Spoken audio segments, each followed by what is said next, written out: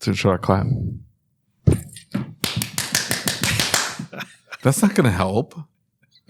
Do that again. You're like extra special doing that clapping. Oh, man. Greg, are we going to have this? Here's what happened. So we're at Vision, and he ends up buying Vision. We were at Vision. He buys an industrial sized Tic Tac thing. Yeah. Okay. And then the entire time, go back and listen to the podcast. Yeah. At one point, at one video, I stop and I go, "What the crap? Oh, is this what we're gonna do?" And he's like, "What?" That's what happened. He must be addicted to them. They are addicting. Yeah. Tic Tacs, because they're there. And so you're like, oh, Yeah, pop I'll have another one, one. right? Pop another one. Here's the thing. Ooh, piece of candy. Yeah. Ooh, piece of candy. And it was that day that David got tapped in the nuts for the first time. And so things have gone downhill ever since then. I got tapped in the nuts? For what? When? I don't remember. Hey, The Bet. Tic Tacs? Hey, hold your hand up. Put it back here behind your head. Hold it way up over your No, head. no. I'm not doing that. I'll say it again. Maybe it'll hit it and run down. Because it's clearly gone over your head. I did. man. It did. I don't know. I didn't get the joke. Somebody will tell me the joke in the comment section. They will. They really will. As you guys, Sprite Tic Tacs. I mean, it should be a sin to call them Sprite Tic Tacs when they taste so much not like Sprite. Yeah, they don't taste like Sprite. Not even a little bit. Okay, what do they taste like? Like it's just like Hard lemon here, candy. have one. I try one. All right. Hard lemon candy. That's why they're yellow, right? Just tell me if it tastes like Sprite, though. Or lemon hard candy. Because we've already ruined the Tic Tac sponsorship opportunity at this rate.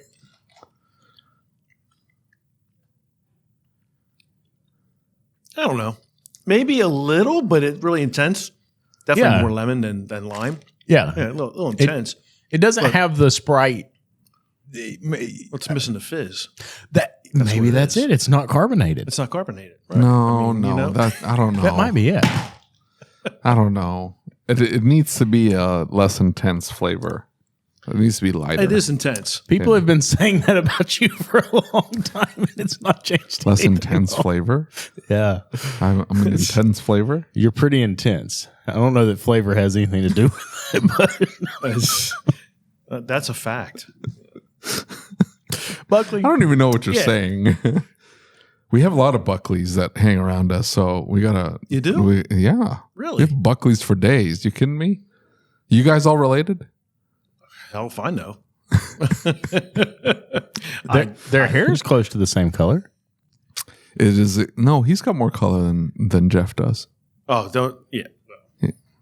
Jeff JB? Yeah. Yeah. No, not related at all. Oh, No. I just assume. Do you know what happens when you assume? I wish you wouldn't, but that's okay. Greg Buckley, Yes, sir. how you doing? Doing fine. Wonderful. You ever been to an event like this? Where Never For have. those who don't know, I'm sure you'll put it on there, but we're at ETI Tool Tech, and this is a very unique event, very special event, especially for a shop owner, right? Absolutely. Yeah. What are your thoughts so far? Well, first day is pretty great. You get to see people that you normally don't associate with, but it's more of I looked at it like an intelligence conference or something. You have conversation going on, you're getting insight, you're seeing people that you normally don't, and you're bringing your views from an independent side to the tool manufacturers and the OE. So it's a good combination. For sure. It's really neat. I really enjoyed the vice president of GM's cybersecurity division. And the reason I enjoyed that is because a lot of times intellects have a hard time speaking to a way that's enjoyable. And he was very intelligent. He clearly knew network infrastructure. Is that how you explain I didn't get it? Oh, that guy's just super smart and he can't articulate his ideas very well. No, it's not that. Or it's just that you didn't get it. No, it's that some people are super smart. It's like you. It's like it's hard to listen to it. They're like miserable. They're so smart. That was both a compliment and an insult at the same time. Congratulations on that. But for instance, I grew up in the IT world, right? In some ways, and I enjoy network. Is that what this is going to be? It's going to be. It's the TikTok show, right? But one of the things that I enjoyed about that was he clearly was able to convey what it was he was talking about. Yeah. And I really enjoyed seeing what the concept of infrastructure is. And he said, hey, this is not going to be our infrastructure. I'm not saying this is our infrastructure, but him showing the network infrastructure and the fact that we were moving to where there were modules in the doors and modules in the seats and modules everywhere. And he's saying, hey, we're going to make those dumb. Right. And we're going to bring the modules back to a higher level now. Right. I thought that was really interesting. He says they're going to attempt. That's probably. He's also said what they have currently right now. He's like, we're good with it. Yeah. Yeah. It's going to take time. It makes, what's that? It's going to take time. Well, I think somewhere in there he said that he didn't know they are still fleshing 4 and 5 out. So they don't know if they're going to end up moving. From a logistical standpoint and the design standpoint, why wouldn't you want a single module and then everything else is cheaper, dumber? Why wouldn't you do it? It makes a lot of sense. And I think that a lot of the frustrations we've had, and Mini is the perfect example of it, that footwell module in the Minis. The battery gets low, you jump start the car, and you fry this $2,000 module very, very easily, right? BMW has them too. Yeah. But, at the same time, you have the issue with the ignition modules on the Fords. Yeah. 2-wire ignition modules. The driver was inside the PCM. The ignition module would cook the driver in the PCM, and you'd have to replace the entire PCM over a bad module. That's a good point. Versus Toyota had 4-wire module or ignition coils because they had the timing component and some of the circuitry in the ignition module, and they were still cheap. Yeah. So I don't know. I can definitely see that part of the discussion beyond a shadow of a doubt, and it's interesting for me from that security standpoint that they talk about. Because I think about this from a network standpoint. How do I find a computer on a network? Well, if it's not public, right? In other words, if the computer is not discoverable on the network, then I have to know its IP address. Okay, well, if you're on a wireless network that's connected to GM, how am I going to know what car I'm looking for to hack? So I've got 2 options. I'm gonna pick up a radio signal close to that car. I mean, you're talking about some pretty advanced technology, and you got to have somebody really smart. You're not going to impact, and their fear is impacting thousands of vehicles, right? Right. And so you're not going to impact thousands of vehicles like that. You're not going to impact thousands of vehicles by plugging into a vehicle unless a tool company ends up with some type of virus or a bug or malware on the tool that somehow deposits itself on the car. Correct. Right? That's unrealistic. So where is the threat? Well, that means that the threat's got to be at the mothership, right? The threat's got to come from the mothership, and they say, well, now wait a minute. If somebody put all of these issues or these bugs into a software file, and that software file was distributed to all the cars in the network, ooh, that's a problem. You got an issue, right? But so the security is on their end. They just have to deal with it at the the OE. And at least that's my perspective of it. And then on the other side of that is they're saying, well, we have to secure the cars. I don't think that the reason they're securing the cars is because they're worried about that. I think the reason they're securing the cars is because they're really worried about that data. I was intrigued to hear him say, we're moving away from CarPlay and Android Auto. Right. Because all the other manufacturers, remember Roger last year, he's like, they won't do it. They can't do it. Because the consumer expects that in the car. They want to interact with a platform that they already have their life built around. Yeah. And so for GM to say, hey, we're thinking about moving in a different direction, that is reaffirming to me what they're interested in is that data from that car. And that's the important piece that they're worried about. Don't you think that maybe there's like some cost associated with licensing the Android Auto junk on their own platform? They're like, we don't want to pay anymore. We want to be able to collect some of that back or keep that money in-house. So we're going to develop something. Can't they just charge Google and Apple more to be part of that platform? Well, so here's how I keep. No, I think it's the other way. I think for them to put Android Auto in their vehicles, they have to pay Google to then be able to, and because the consumer demands it, the OE is going to pay Google to have that Android Auto feature on the car. And GM's looking at it going, I don't want to keep paying Google. I have no control over user experience too. I would like to know if there's a charge, but I almost guarantee you. Up to this point, at least my understanding, Apple's standpoint, I guarantee you Apple's charging. Well, my understanding was the last time that I had a conversation with somebody that would know, they were talking about infotainment on a particular brand, and he said that they did not get charged for putting Android Auto in it or CarPlay in it.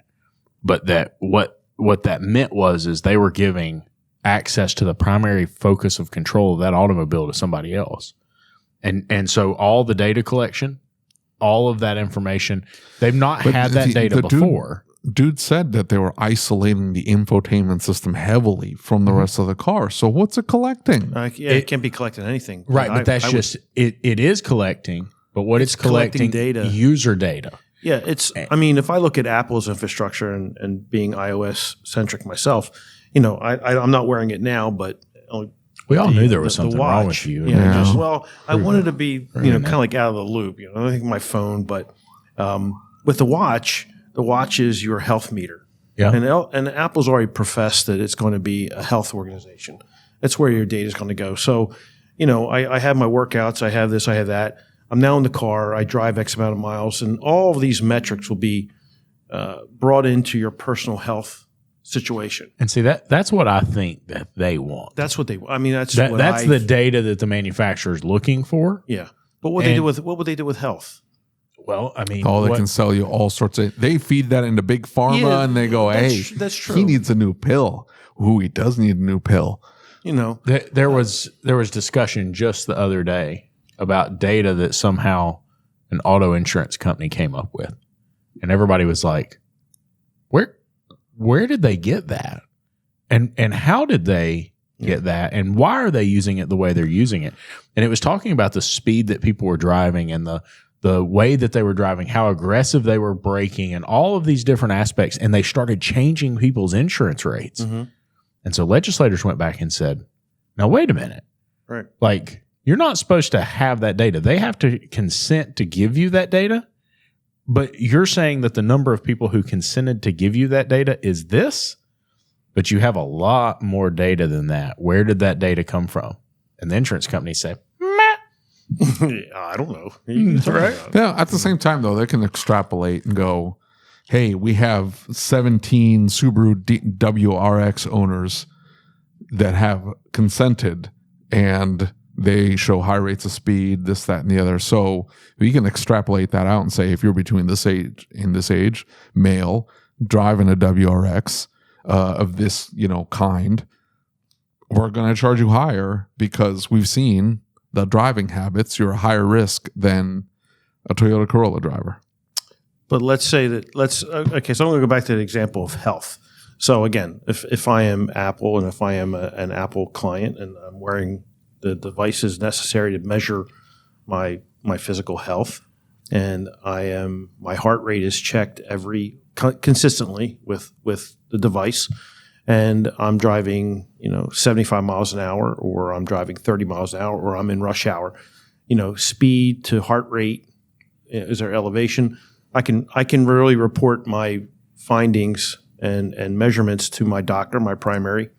So I go back to where Apple, and I say Apple, and I'm sure Google would do the same thing. I think it's all about driver health is where their angle is. And of course, all the other situations go with it too. Google and marketing and advertising where you're at. I just think that's the health is a primary reason for Apple's condition. Because like I said, they've said that they're going to be more valuable as a health company than they would be anything else. So them getting into the car, it's just another activity that the motorist is doing.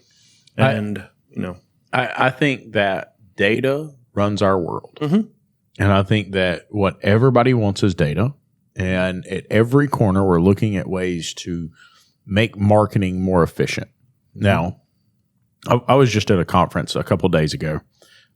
It was Michael Smith from the Institute. And what he's talking about is the future of the industry and what are the potentials for where the industry is going. And he was saying, we're going to see new technology that's going to make it very, very difficult for a lot of independent shops to service, right? I'm not going to disagree with that. Is it going to push a lot of shops out? Probably not. But it is going to be difficult to service consumers at a high level. You're going to see consolidation of bigger shops, and the consolidation of those bigger shops is going to make it exceedingly difficult to compete with them, right? Because they have $1 million marketing budgets.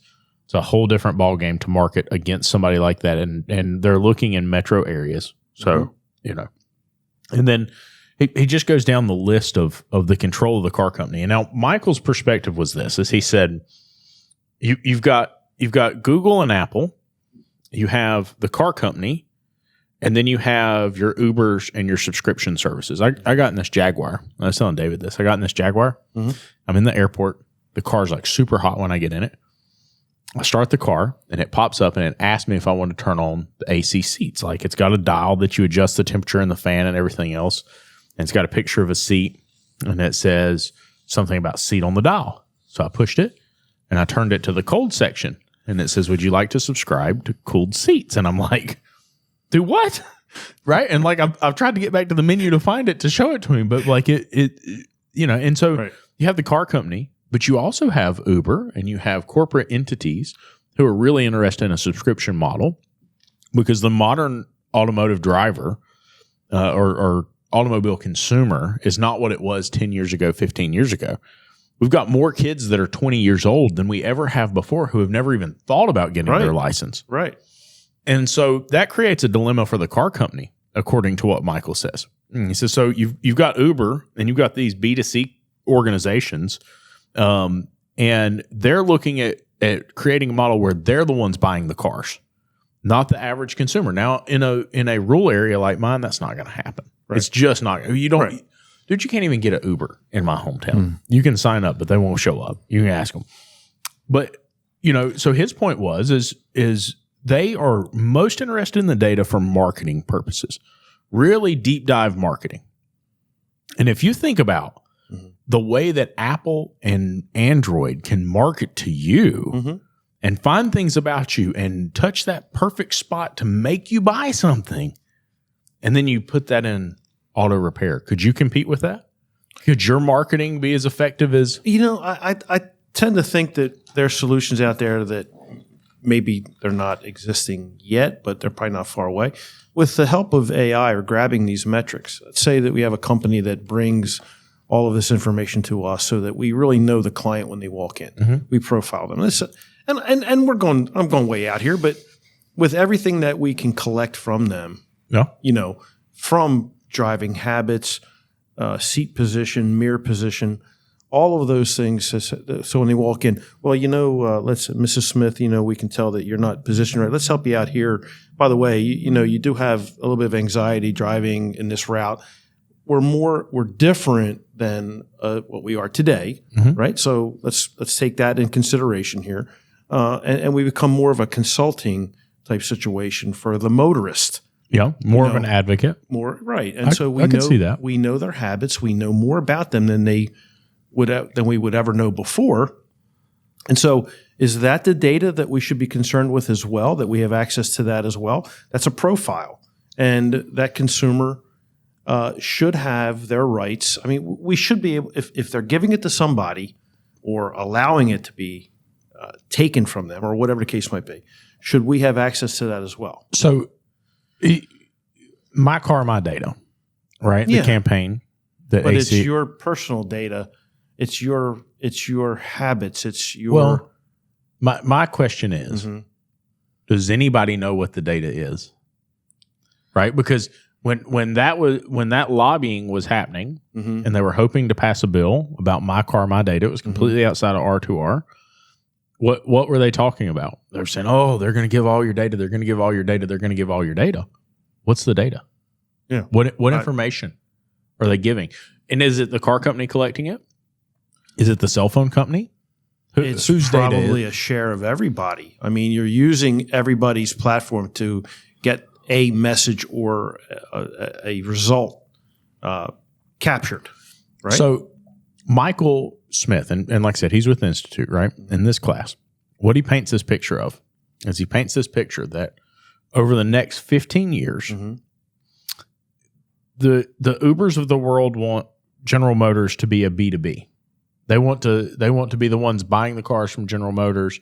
Hey, we'll do ride sharing, we'll sell cars, and Uber's doing this thing where they finance the cars for the drivers, and so we'll sell the cars. You don't worry about that. We'll handle the service. We'll do all of this. You just sell us the cars. General Motors and all the car companies, they don't like that because there's projections of profit. They've released this in research. Right. Those projections don't look so high. On the flip side, you've got Apple and Android are the two primary ones that have that data access to the car. And Michael points this out that, hey, if they have this data and they are the central positioning of the maps of even HVAC in the car, all of these different concepts of how we utilize our car and potentially even run subscription services. Like if I get a subscription, right, I download an app or I need to pay for extra space in a drive or whatever it is, I'm doing that with my Google Wallet, right? I'm just boop, boop, boop. And so all of a sudden they have a position where they could come in and take over more control over the automobile. Therefore, in his opinion and from data that he's collected, would also further reduce the profits of the car company. Or the car company could build their own infrastructure, their own infotainment system that ran through them, and it was all their data. It was all their information. They weren't sharing it. They weren't giving it away. It was them trying to build the same thing as a Android Auto. Right. But I think that's unreasonable, didn't personally. Facebook try this? They tried to build their own phones, and they tried to capture all that and build a walled garden and all that. I think Ford's come out and said that, look, that ship's passed. I agree. And, it doesn't make sense for us to go back and try to rebuild a complete lifestyle change for people. I mean, they don't have the money to do it. No, and they wouldn't have the cachet in the marketplace. I mean, you have Apple, you have Google, and who's the Chinese one? Highway or something like that. How smart do you have to be to foresee that coming with those phones, right? And that platform. Somebody had some serious forethought. What are you talking about? To build these two platforms like this. I mean, those two platforms basically control our world today. Android is open source. Yeah. So anybody can make an Android I understand. phone. I'm saying the Apple model of this Apple infrastructure that everybody uses, right? Samsung tried to do it. Samsung did not pull it off. But I'm saying With the Apple Samsung apps and all that. Well, The problem was that they were running a skin of Android, and so you just went back to Android. Like you just want the Android stuff. Yeah. You don't want to have the Samsung version because most of the time it didn't work that well and stuff like that. Right. I don't know. There was no Kia that tried. I mean, it just didn't. It's an evolution, and I think once these platforms were started, they started seeing momentum in different directions. And they just followed the analytics. They got information. Hey, what do we do with this? And it was all about collecting information. I still say that Google is your biggest partner when it comes to content, putting content in. It rewards you. The more you put in, the better off you can be. With Apple and with all those, you go back to the main two. It still is about collecting data, getting information. So if someone needs to reference something, hey, it's there. Give me a spec on how many people drive their cars with CarPlay, and you can probably pull it up somewhere, or Android. In fact, I know you can. The Edison Research, you guys, right? They'll tell you how many people listen for on Android or Apple in their car for how long, and it might be a small sample, but it's still relevant. It's still there. So when it comes down to car companies, you're right. I think that they do want the data, but what type? Where should they focus at? I do believe that GM is probably making a mistake because I have a 22 Buick Enclave, and the entertainment and the interface sucks. I mean, it really does. It lags. It's not inaccurate. I traded on a 22. On a 22, yeah, it's not good. I mean, it's supposed to have. It doesn't have Wi-Fi CarPlay. Connect. It does have CarPlay, yeah. But it lags. You can't for some reason. Like I got an F-150, 2017 F-150. I plug it in, boom, pops right up, no problem. Yeah. With the Buick, I got to wait. It's got to find it. And sometimes it doesn't find it. Sometimes it skitzes out. And I'm going like, okay, this is pretty crazy. The Honda, I traded a 2020 Pilot in for this Enclave, and the Honda was like wonderful. I mean, it just was all over this type of platform, and I enjoy having those options available to me. So I can see where GM just lags. I really believe that. Chrysler, I'm renting this Compass right now, and it's okay. It's not too bad. So I get the FCA is the biggest pile of crap. Oh, without did you not hear what they said? We shouldn't speak poorly about the manufacturers. They weren't there. Stellantis wasn't there. Yeah, screw Stellantis. Wasn't there. Uconnect is the. We've got some listeners that are fairly notable within that organization. What? Who? It still works, but it's a matter of how quickly it sets itself up. I got to give it to Ford. Yeah. I've rented enough Fords that the Android Auto connection is instant. Yeah. You jump in the car and it is perfect. It's right there. The Mazda I'm driving, I got to hit a couple buttons. I don't want to hit a flipping button. Right. I told my daughter I'm going to get a new, because I have a Dodge minivan. I'm going to get a new aftermarket doodad. Right. Because I just want to get in the car. She's like, well, how long does it take to connect? I'm like, I don't know, 30 seconds. She's like, how much are you going to spend on this for 30 seconds? I'm like, it's 30 seconds every I got to justify this to my daughter. It's 30 seconds every time I get in the car. I'm listening to something and then it cuts off and I got to drive for 30 to 45 seconds with my own thoughts. That's not going to work. Not good. I could be a dangerous man in 30 seconds. Hey, dude, I'm telling you what. Like, if you've ever seen this dude ever try to use Uconnect in his car, it's going to be what kills him. I mean, he's going to have a stroke. I can believe it. He's just going to. It doesn't connect. It takes a second or two, and then it says connection. Oh, look, I am connected. Go. Not connected. What? Right. Every time. So you got to wait. You got to drive 30 to 45 seconds and wait. And then connect. And then it's fine. Yeah. That technology. But then the video lags to the audio, so I can't watch while I'm driving. That's a problem. I wish I knew you were lying, but I know you're not. I'm waiting for the completely autonomous driving thing. No, you're not waiting. You're already doing it. So I drove it. Well, it's not autonomous. I was driving a Honda Civic, and it had steering thing or the adaptive cruise control thing. Is fantastic. Yeah. Because I don't have to pay attention to the car in front of me. The car will just stop for me. You're talking in the Honda. Yes. Absolutely. Yeah. And then Ford has lane keep. Right. Which is, or lane departure warning. Right. So if you aren't paying attention and the road's turning and I'm watching my video, so I don't have to worry about the car in front of me because the car will stop. But then like I'm drifting, the car goes and it'll start to pull you back in the lane. I like that. So the Honda didn't have that. The Honda had turn it on and it will drive forward. It'll steer you. That's freaky. For 30 seconds. Because you're like, well, you have to have your hand on the steering wheel or it'll start to freak out. Yeah. Because if you take your hand off the steering wheel, it doesn't feel that pressure. It starts going ding, ding, ding, ding, ding. I know. And so I don't like where it's taking me because it's like, it's not really staying in the middle. It's hugging the left-hand lane. I don't know that there's an adjustment. I don't like that.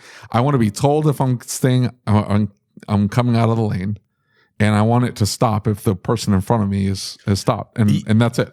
You know that I'm a fairly aggressive driver, and I do not like the fact that if I'm like nudging lanes and I'm like bumping and grinding with other people, that it's trying to move me. Yeah. Right. I don't like that. I'm very much like Dutch when it comes to that and his Airbuses, right?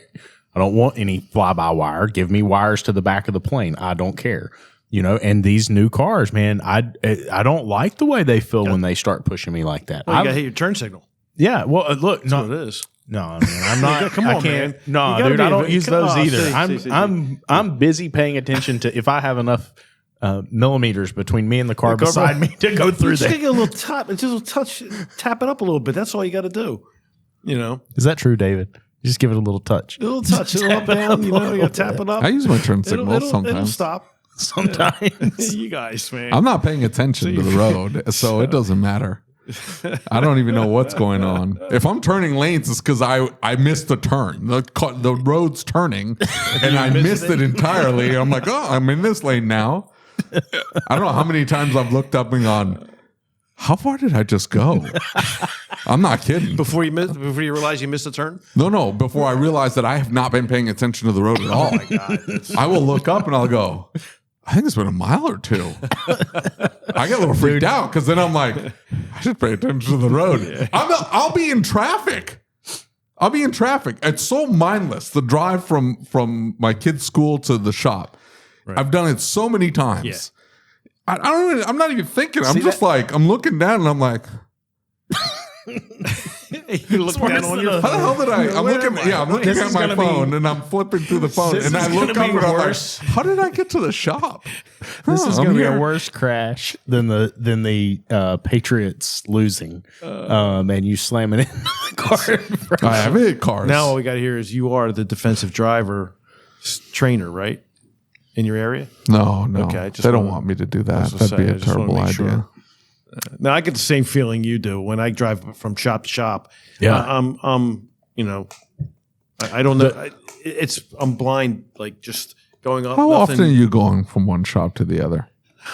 Twice a week. I mean, I go down on a Monday or Tuesday morning, and I'll come back on a Thursday afternoon or a Friday morning. You're there for 3 days? Yeah. Not at your house? No, not my house. No. Are you staying in a hotel or you? No, the shop came with a 2,000 square foot, a fully furnished apartment above the shop. So you just stay in the apartment? Yeah, it's 3 bedrooms, full kitchen, 2 lofts, AC. I mean, it's I don't great. think that would work. Yeah. What? Trust you moving me, into your shop? My wife loves it. It's her break. Everybody jokes like that, but I don't think that's true. Like, no, it's true. Yeah, no, it's true. It's true. Yeah, I'm in that boat too, Greg. Yeah. I'm in that boat too. What's that? I'm in that boat too. No. I think your wife would prefer that you be home. No, you don't know her well enough.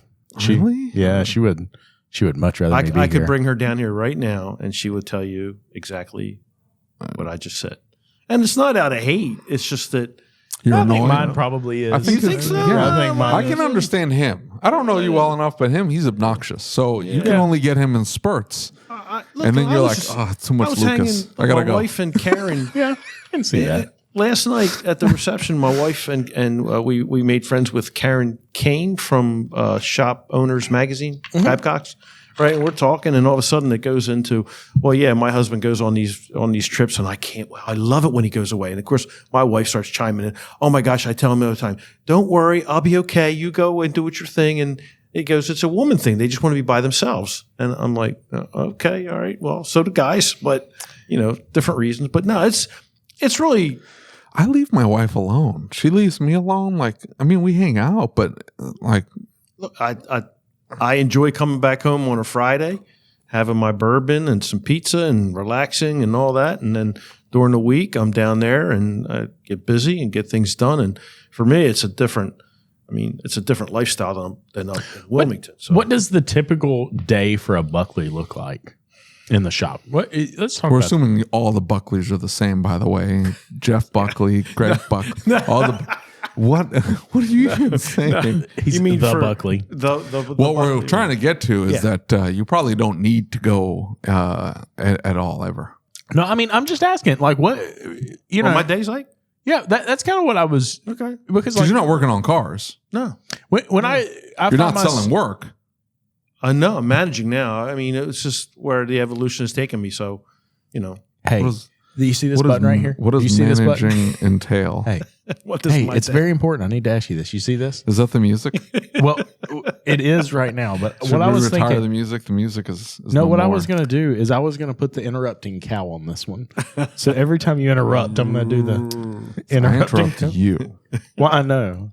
Yeah, because I know the path you're going down, and it's going to be boring. So we don't want to go down that path. That's try that. You know what? That is a pretty. That's a pretty valid. I don't want it to point. be boring. You know. What's that? I didn't want it to be boring. I know, but you see, you haven't had enough of these conversations. I know. You see, I'm genuinely curious because, like, when I go to work, right? Like, I show up at the shop, and I just show up and I start. It might be that I need to make an estimate or I need to do something. meddling. And then the next thing I know, the day's over. Yeah, and I don't remember doing anything. Oh yeah. Kind of like you're driving. What in the hell are you saying? Are you that useless that you get a little cup? Why are you even going then? I don't know. That's why they're so successful without me there. That's the key. I think anxiety. Everybody in my life is like just trying to pump me down the road. I'm just saying, like I think you're anxious about not being there, or you feel bad. That's really the only reason why I show up is because I feel bad. I feel like, bro, I know your staff probably show up, honey. I know your staff. I can promise you one thing. It's not that you need to feel bad about not being there. It's probably you need to feel bad about being there. No. If I show up, they're like, "Yay, David's here. We get to goof off," and then it's just a cluster F for the rest of the day. Where if I'm not there, it's like, "Oh, we gotta work." I've fielded probably 500 questions about this, and since we're talking about it, maybe we just need to answer this once and for all. That rant that got posted with you and the beanie. What was that rant about? Nobody can hear what you said. What was the rant about? What's that? The rant with the beanie, where you're screaming at the other side of the shop. What a lot of people want to know what it was that you were screaming about. There was a lady who brought me a Nissan Altima, and she declined the air filter because she thought my air filter price was too high. Now we were like $54 and change for R&R. Now R&R, the air filter plus the air filter. Mm-hmm. She thought it was too high. That's what she told me. And that's what I freaked out about. I was like describing, they had to make the plastic. They had to pull the oil out of the ground to make the plastic. They had to cut down trees to make the pleats to then fuse it all together. Some 6-year-old in China put this together, then shipped it across the flipping ocean. You got me riled up. See, you got me all upset again. They had to ship this thing across the ocean to then put it in a box, which also had to be manufactured, and then put it on a shelf, and somebody delivered it to me, and then I am paying a technician tens of thousands of dollars a year to tens of thousands. We don't get hundreds. Yeah. Tens. I said tens. Tens times. Yes. I don't get in 6-figure garbage around Kansas City. Get out of here with that stuff. Anyway. To then install it, and all I'm charging is $55. Right. But she thought that was too much. Get out of here. And then I started kicking, screaming, how much do you think it should be? It should be $1 million. That's absurd. Are you going to be able to make the plastic and the pleats and all that? No. Do you even know what the hell you're doing? Are you going to be able to even take the old one out? No. You don't know what you're doing. Tell me my price is too high. I hate that. I don't know why people are asking. I did a similar rant about the nobody Clint can hear White. what you were saying. I know, but Clint White was like, I hate when people say, "Oh, see, it seems like it's too much." Based on what? What the hell do you know? You don't. Exactly. I do this all day long. Telling me. Seriously, it's like you walking up to the Michelin star chef. Oh yeah, who sits there and just has the temperature of the steak down to like perfection. And they know that that little push right there, that's medium rare. And they're like, "Oh, that's not medium rare. I think that's a little medium. I think it's a little medium well, or it's a little undercooked." I would lose my mind. I would absolutely. I'm sorry. Did you cook 18,000 steaks today? And then, no. For 20 years, have you done that? No. You're going to tell me what temperature's what? Take that steak and slap them across the face. Just and then they'll ask for ketchup. I would, no, dude. If that happens, we're gonna have problems. We're gonna have problems. Who puts steak and ketchup? That's a joke, Kristen, right? Hey, no, he doesn't. I admit, I'll do it on a cold steak. Absolutely, cold. I can see that. I can see that. I'll tell you, I had COVID, right? Mm-hmm. And one of the things that I've is not recovered from is actually steak. Really? Steak and onions. And the smell Everything else is recovered except for those two things. And I smell more of the cooking fat and the oil than I do taste the meat when it's hot. It's got to be the right cut for me to actually taste it. When it's cold, I can taste it better because I don't taste the oils. But with onions are the same thing. What if it's cooked in the tallow, in the beef fat? I'll still smell the burning fat. I'll smell the oils of the meats, of the fats, whatever. Sure. And that's one thing that has been a result of COVID, and the same with onions. Like when I really had it going through it, I would walk up. It was one time I had my granddaughter out. We were taken to the zoo. And we went for hamburgers, and the hamburgers joint was cooking onions, and it was coming up through the muffling in the air. Yeah. I got out of the car and almost puked because of the smell of the onions. And the steak would do the same thing. I mean, any kind of cooked meat. That's crazy. It really was. And the funny thing was, I go for a walk. What variant did you get? The first one. The OG? Yeah, the OG. Really? Yeah, and I would go for a walk. When I go for a walk during that time, and even a little bit today, if that tailpipe is putting out oil, I don't care if you can see white smoke or not, I am smelling it. Really? I could go by and I go, that car's burning oil. It's just the crazy. oils. It's nuts. It really is. Yeah, it's nuts. So you want to know about my typical day? Yeah. Okay. I'm up at 4:30, right? I grab my laptop. I review the numbers, review the business, look to see what everything's going on, mess around with some messaging and some marketing ideas if I got something going on. And then while I'm down in Millsboro, I usually hit a Y class or go walking on the beach, come back, get a little exercise in, come back, monitor the day, sit down in the bay and, work with the guys. And by 3, 4 Whoa, hold on. Yeah. Back up. What does the work with the guys mean? Just be in the shop and managing what goes on, making sure things are good, that kind of thing. I'm not hands on, but being a presence in the workflow. I could see that. I want to make sure that the jobs are going out right. And now remember, I've clearly said that my Millsboro shop is like a farm team. So they need a little hand-holding. And I'm grooming all these people in here. And so I got to be a present at some point. So during those 3 days, I sit, talk, go over things, and work with the manager and work with the other service advisor and the technicians, and because they're all learning.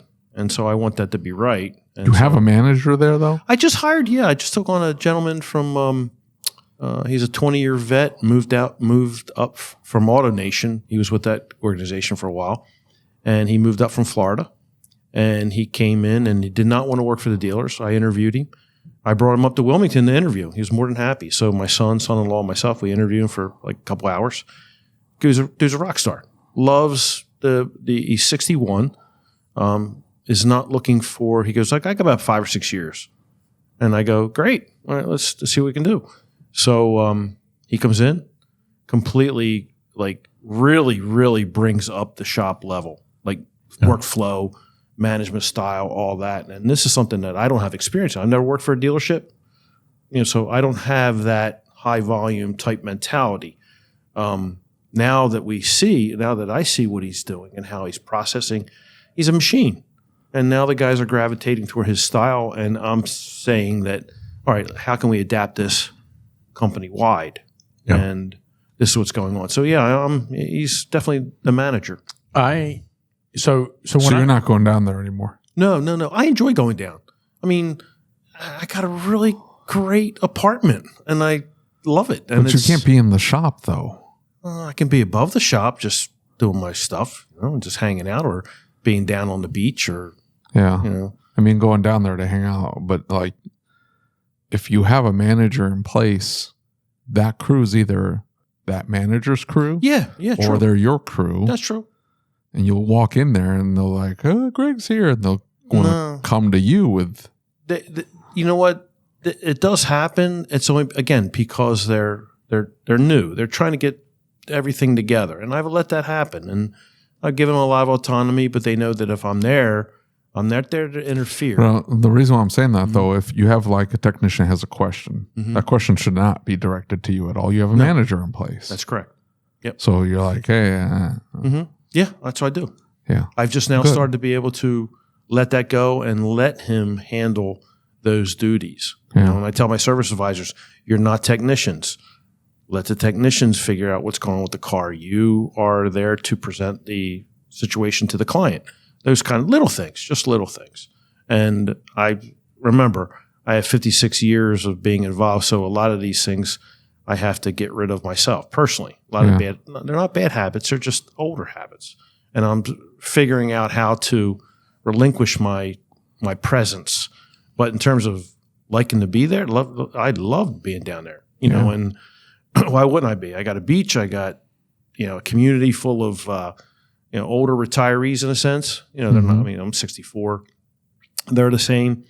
There's a lot of good community active adults down there. Each community has a great volunteer system. I've gotten involved with a couple of organizations that we've built playgrounds for kids. I support a music and arts program down there. So, you know, it's just cool stuff. All that sounds great. The only thing I would challenge you, I'm speaking from a manager standpoint, that if the owner's walking in for 3 days, that I've got the owner looking over my shoulder, I'm going to have a hard time buying in, taking ownership of the place. Does that make sense? Yeah, 100%. Because I've got somebody looking over my shoulder, and I don't mind sitting down and justifying my actions. As long as you allow me the autonomy to make the decision and do the direction that I'm going to go, and go, hey, just you hired me to do a job. Trust me to go in that direction. But the minute, and I was a manager for a long time. If my boss would walk in, it was my crew, because they were like, oh, your boss is here. It'd be annoying to them, because they want to come to me and they want to report, and that's it. There isn't an additional layer there.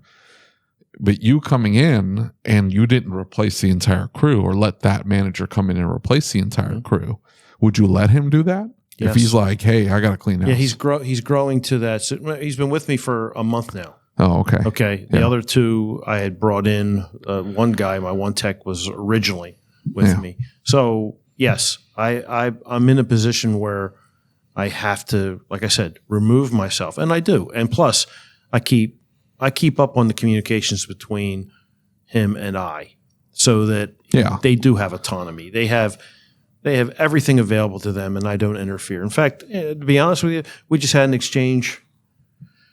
I think it was either right when we got here on Saturday or something. I don't know. Something was a little off at the shop. And like I said, you know, I love TechMetric, but I hate TechMetric because I can see everything all the time if I want to. That's like having those Tic Tacs there and you can't stop eating them. Yeah. You know what I mean? Yeah, it's one of them things. So, but you know, I do need to point out that Shop-Ware is much better. I hear you. I know. You know that, right? Sorry about that. You know, Shop-Ware is a much better platform for sure. I just want to make sure we're on the same page. Okay. I think the difficulty, I don't know that I'll ever have that difficulty. I can understand your name's on the building. You want to keep involved, because if you're like, well, if I stop going down to that shop, you can go to the apartment, but like, I'm not going to go into the shop. Yeah. You've now separated yourself out, and you might be going, well, what am I going to do all day? Like, I don't know what I'm going to do all day. Well, like this one's like, hard. I don't know what I would do all day. Here's my problem is I think that doing what he's talking about is keeping me from being able to develop a manager within the shop. And so when I go into the shop, right, like what I do is I had always had morning meetings. And we moved into the big shop. Planning the morning takes so much more time than it used to take that I either would have to stay late and plan it the night before, or I'd have to come in 4 o'clock in the morning and plan the day, get everything set up the way that I used to. That's how much time it would take compared to like how, because we had a very thorough morning meeting and everything was laid out. And we talked about what we were going to do, the plan all the way through. And so throughout the day, what I do is I'll jump in and make an estimate. I'll handle whatever it is in bookkeeping that I'm behind on or need to get, categorized, whatever it is. And then I'll pay the taxes or do this bill or do that. And like all these tiny little menial tasks add up to where at the end of the day, I'm like, what what the hell did I do all day? Mm-hmm. And so then fires pop up.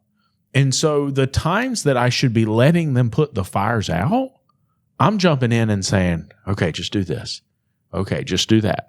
And the role that I conventionally took in the shop was that of an expediter, right? And it was that a tech would begin to lag or would get stuck, and I'd be like, nope, move on. Nope, move on. Nope, move on. Something goes wrong. Something comes in. Something changes. Great. Here, do this. Here, do that. Here, do this. I'm paying attention to the workflow. And that was always my thing. And so what I've done is, because that's always been my thing, when I leave, I feel very nervous because I catch things and it's like, oops, we forgot this car. Oops, this didn't get on the schedule. And one thing I say to the techs, because like one of my techs is the lead dispatcher, and I'm like, here's the problem, is that you're not the person answering to that client if this goes wrong. Right. And the service advisor is the one who has to answer to that, but they're overworked already. They've got too much going on. And so she can't lead the shop and she can't do that. But if you become super uber focused on everything else and you're not the one who pays the consequence for that client not getting taken care of, right? Well, Lucas was always the person who dealt with all that. And so when I leave, those things tend to happen more. Now, I trust them. They do a great job. They don't need me there.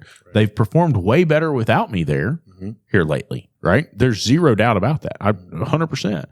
But I know that that is keeping me from developing the manager I need. And it's going to lead to me having to hire a manager from outside because it's stopping me from developing a manager from inside. That's the route that I wasn't, I think I was forced to really come to terms with that I was really going to have to find somebody outside. And especially, I was lucky enough to grab somebody who had more experience, worked in a totally different environment, but yet I liked what they had to bring to the table. And I said, I really have to have that. And the interview was so quick. I mean, 2 hours, but so in depth, and we really got to know one another. When he came on, that was another door open for me to leave. Yeah. Because I knew what this guy's skill set was. And he's proving himself right now. And with number one, my son and son-in-law gave me the opportunity, because they would come, Dad, leave, just go. Yeah. And I had to say, okay, you're right. I need to back off, and it's for the betterment of myself, and to do other things. Because if I can't leave, then there's no way that we can expand the business, either expand the opportunities for the business or expand opportunities for myself, or whatever personal habits or whatever I want to do. I'm kind of locked in. So I think it gets to the point where your age comes into play and you say, okay, I'm good here, I'm good there. And why am I stopping? What is stopping me? And then you got to address it. And then I'm so jelly of Mike Allen's position. Yeah. Because Mike's just like, hire him, pay him, whatever. Well, yeah. Right? Like just throw him in. Let's see. And hiring this like super elite staff. Now I have a super elite staff. There is no doubt about it. But I've not found that manager position. Yeah. And like to hire somebody that is the type of elite manager that Mike hires is a lot of money. Yeah. And he's built some infrastructure around it because he's got multiple shops. So he has that residual income, and it's enough that it oversees that.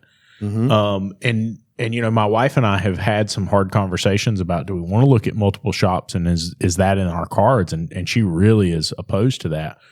But in the same respect, I see that might be the only opportunity I have, because the thing about the 10 bays is, right, when it performs well, it performs well. But if it slows down, I don't have any diversification of income. And so it still has to pay the bills. Yep. And so I either have to save up a bunch of money in the good months when it's doing really well and start trying to build up a cash cow that I can support it in the bad months, or I have to diversify our income and determine where additional income is going to come from. And if I go and pay a manager $250,000 a year. Who the hell is paying a manager $250,000 a year? Mike Allen's paying a manager $250,000 a year. You looking for a job? Is he running a $3 million store? No, he doesn't have a one location doing $3 million. No, he's doing pretty well though. Yeah. That's not $250,000 though. He's this manager handles multiple stores. Yeah. Well, that's different. That's different. I'm just saying. You still I'm have to jelly have of his position. This still doesn't make any sense though, because you need to have a manager in a store. Okay. That one manager needs to have a crew. Okay, that's one person. Now, if you want to add another layer of redundancy on there, because I don't really want to meddle, fine. But then that extra layer needs to manage then 3 to 5 managers. You're not going to do it with 2. You're going to have one store manager on 2 stores with 2 different crews. That's madness. You're going to have an ineffectual I think that manager. played out, but I think he figured that out, and I think he changed his configuration. Okay, well then I'm not paying a guy $250,000 unless they're running 5 stores for me. Well, if you're running $250, $125 a store for being effective. Yeah, but like he just said, you cannot be effective running 2 stores as the sole manager of each individual store. You have to have somebody working underneath you to run that one store. You pick a senior advisor or create one or create somebody that you trust as the advisor. You might spiff them a little bit more. I mean, Mike's theory is, and I kind of agree with it because I kind of do the same thing, is he buys his freedom. And there's nothing wrong with that. I mean, you're not choosing freedom, though. You are not choosing freedom. You're choosing to be in the muck. Oh, no, I'm not. No, let me understand. I'm not in the muck. I'm there as someone, as a body, and I'm overseeing, but I'm not getting my hands dirty, and I'm not. No, I'm not. No, you're meddling. You're the same thing as this one right here. There's being in the muck, and then there's meddling. We're seagulls. Yeah. We're coming in. We're eating people's lunches, shitting all over the place, and leaving. If what you bring to the table is not increasing productivity, you don't need to be there. Correct. So don't be there. I'm trying. Well, it's pretty damn hard after all this time of being there, right? I understand. I understand the position that you're in. Yeah. But my point is, this one over here does not increase productivity. He doesn't. He thinks he does. No, I don't. If he doesn't, there's no reason to have you. You have no position in the company. You have to have an established position. These are my responsibilities. For example, I pay the bills. Yeah. That's what my role is. Sometimes. At my own pace. Your own pace. I'm going to use that Hey, one. listen, It's at my own pace. I get telephone. You don't know how bad it is? Is everybody knows we're friends. Right. So Auto Shop Follow-Up and Shop Marketing Pros, they call me and they're like, hey, could you reach out to David and ask him to pay his bills? Right. Has Auto Shop Follow-Up said something? Because I forget to pay that bill sometimes.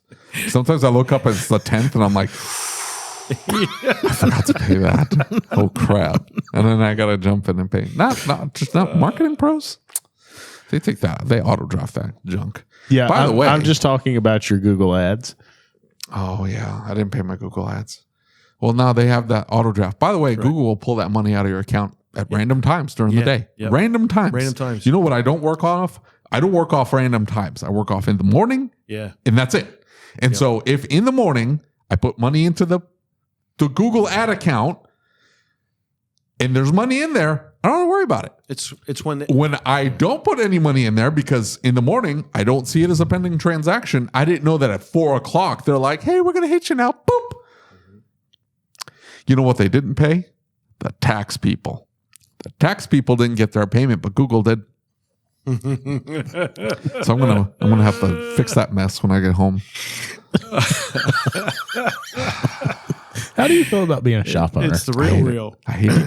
I hate it so much. I mean, people ask that sometimes, and they're like, we had people at our event on Friday, and I had 3 people ask me, "Does David really hate owning a shop?" Like, dead serious, not just like, "Do you seriously hate owning a shop?" Yeah, I hate it. If I wasn't in debt, I'd get out. I'd pull up Brandon Dills. I'd just turn the lights off and send a message out saying, "Hey, I'm closed." That's Seriously? It. Yeah, I would tomorrow. What would you do? What's that? What would you do? I'd podcast. There you go. You know, I'm sort of stuck now because the podcast is about automotive, This is why I try to like veer the direction off into like mac and cheese trucks or whatever. Let's go off in direction. So mac and cheese I don't want to keep doing this. Yeah. Let's expand. Yeah. Hey, you don't listen to the show, I can tell, because we had like 4 episodes in a row play I try to be a dedicated listener, man. I really do. Lies. Because we had like 4 episodes in a row talking about my mac and cheese truck. Well, I'll take that back. We have one that has not come out yet. Okay. But the one that just dropped, we had a whole conversation with mac and cheese truck. And I'm like, I'm listening to this thing going, I think I talked about this already. No, it's because I edited another episode that happened like a month later. You know, everybody always says that I contribute to you being off topic and all over the place. And I'm like, how am I contributing to him being like a space cadet? You say that like it's a bad thing. I'm not saying it's a bad thing. I'm just saying, how do I get blamed for you being a space cadet? I can't answer that one. I don't know. You know. What's a space cadet? I don't even get that. Space cadet? It's like, what the heck was that? What was that cartoon character on the Jetsons? Yes. That's like a space cadet. Yeah. You know? And, you know, just off in your own little world. Just, you know, it's kind of like you felt about those lefties last night at dinner, as you described them. The people who are just like Looney Tunes. Whoa. I didn't say anything about any lefties. No. All I said was that Californians have a look. You know, the funny thing is, I will agree with you. I will agree with you on that one. See? There you go. Boop. I'm right. I will. You can just tell. You could just, I mean, we're in the restaurant. Patty and I were across the street. We're in a restaurant. We're eating there. And I'm like, man, they are different. There's just something. There's a thing to them. Yeah. They look different. Yeah. Buckley, number one. They carry themselves different. Yeah. Buckley one agrees with you. You're right. Why are we calling him Buckley one? What about the other Buckley? He's not Buckley one? Buckley too. Yeah, he's no disrespect, Jeff, but I was around first. So, yeah. Are you older? No, he's older. I think he pushing. Could be older. I think he's 70, isn't he? 68, 69. Is he? Yeah, for a while there, people thought we were really related. Well, that was probably my fault. I was telling everybody that you two were brothers. I mean, truthfully, stupid. I thought they were brothers. You know, they look alike. Completely different part of the country. Yeah. Same accent. Come on now. I ain't got no Texan drawl. Is that a Texan draw? He's got that Texas twang, drawl, whatever you want to call it. It comes and goes. Sometimes he pulls it back. Well, he gets all excited. He can't help himself. Yeah. I'm guilty of that. Buckaroo Bob? John Firm. John Firm. I wonder what John Firm's doing today. They did that Texas 2-step training. They had great success with that. Good. Is that it? Yeah, and he's gonna start doing some cool stuff. He says so. That's him and Rick, right? Mm-hmm. Okay. That was him and Rick and Mike Cleary, and who else was there? Maybe Brandon Steckler. Okay. Wow. See, that's somebody that has completely gotten out of the shop and is who? Yes, John Firm. Buckaroo Bob. Yes, yeah. So he's not meddling, Greg. I'm just saying, you hired a manager. Don't meddle. You're gonna. I'm trying. Are you going to ruin? Now he's only been a month. You gotta give him.